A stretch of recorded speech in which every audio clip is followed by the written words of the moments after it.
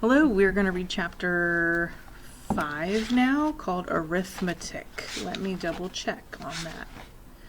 Yep, chapter 5, Arithmetic. Matilda longed for her parents to be good and loving and understanding and honorable and intelligent. The fact that they were none of these things was something she had to put up with.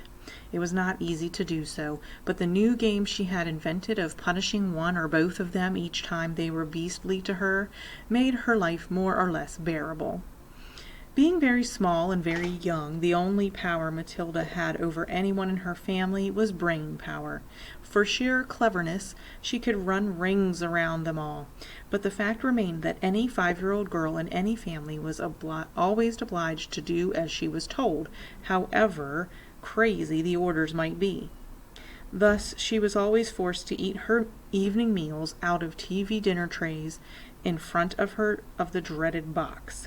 She always had to stay alone on weekday afternoons, and whenever she was told to shut up, she had to shut up.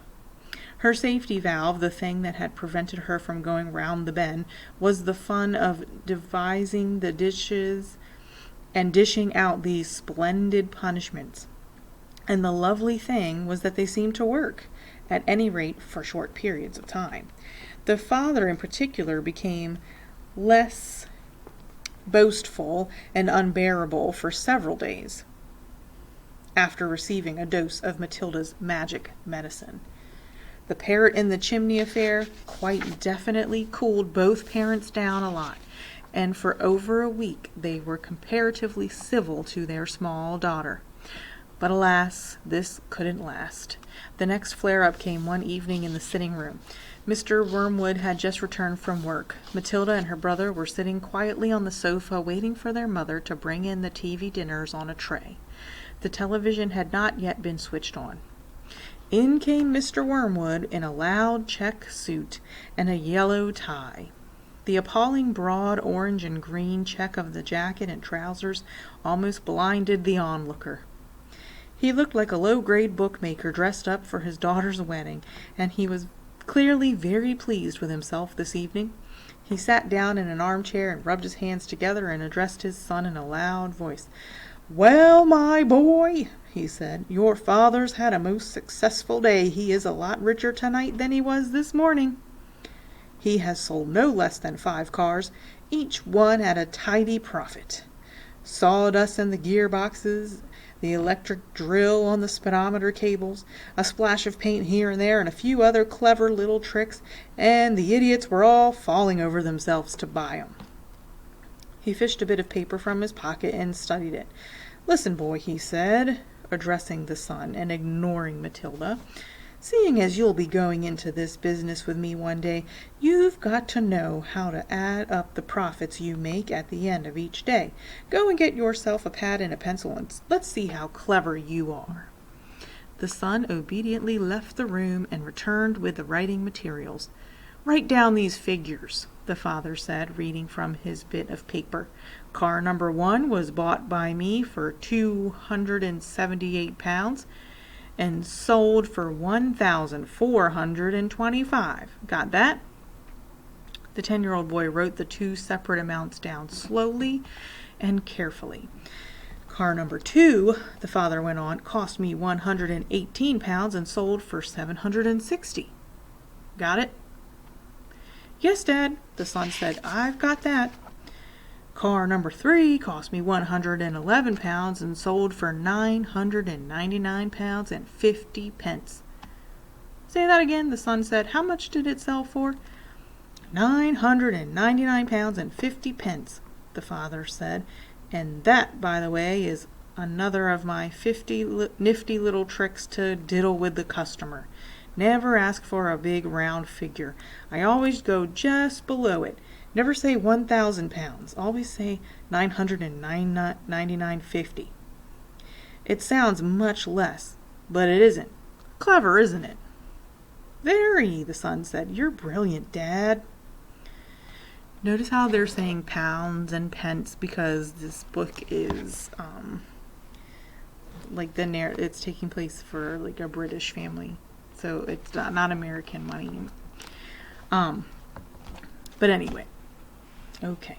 Car number 4 cost 86 pounds. A real wreck that was, and sold for 699 pounds 50. Not too fast, the son said, writing the numbers down. Right, I got it now.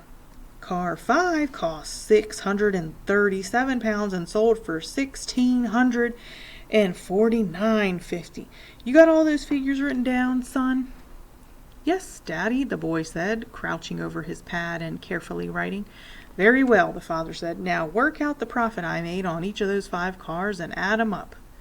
Then you'll be able to tell me how much money your rather brilliant father made altogether today. That's a lot of sums, the boy said. Of course it's a lot of sums, the father answered, but when you're in big business like I am, you've got to be hot stuff at arithmetic. I've practically got a computer inside my head. It took me less than 10 minutes to work the whole thing out. You mean you did it in your head, Dad? The son asked, goggling. Well, not exactly, the father said. Nobody could do that, but it didn't take me long. When you're finished, tell me what you think my profit was for the day. I've got the final total written down here, and I'll tell if you're right. Matilda sat quietly. Dad, you made exactly 4,303 pounds and 50 pence altogether. Don't butt in the conversation, the father said. Your brother and I are busy with high finance. But, Dad... Shut up, the father said. Stop guessing and trying to be clever.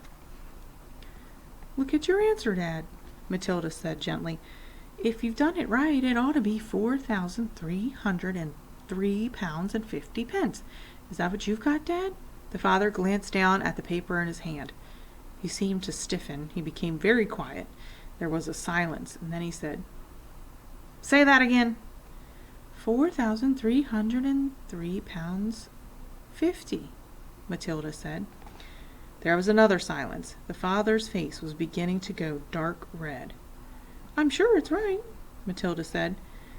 You little cheat, the father suddenly shouted, pointing at her with his finger. You looked at my bit of paper. You read it off from what I've got written here. Daddy, I'm on the other side of the room, Matilda said. How could I possibly see it? Don't give me that rubbish, the father shouted. Of course you looked. You must have looked. No one in the world could give the right answer just like that, especially a girl. You're a cheat, madam. That's what you are, a cheat and a liar. How dare he say that? At that point the mother came in carrying a large tray on which there were 4 suppers. This time it was fish and chips, which Mrs. Wormwood had picked up in the fish and chip shop on her way home from bingo. It seemed that bingo afternoons left her so exhausted both physically and emotionally that she never had enough energy left to cook an evening meal. So if it wasn't TV dinners, it had to be fish and chips. What are you looking so red in the face about, Harry? She said as she put the tray down on the coffee table. Your daughter's a cheat and a liar, the father said, taking his plate of fish and placing it on his knees. Turn the telly on and let's not have any more talk. What a foolish man he is. He's not very kind at all. Poor Matilda. Okay, we are on chapter 6 now.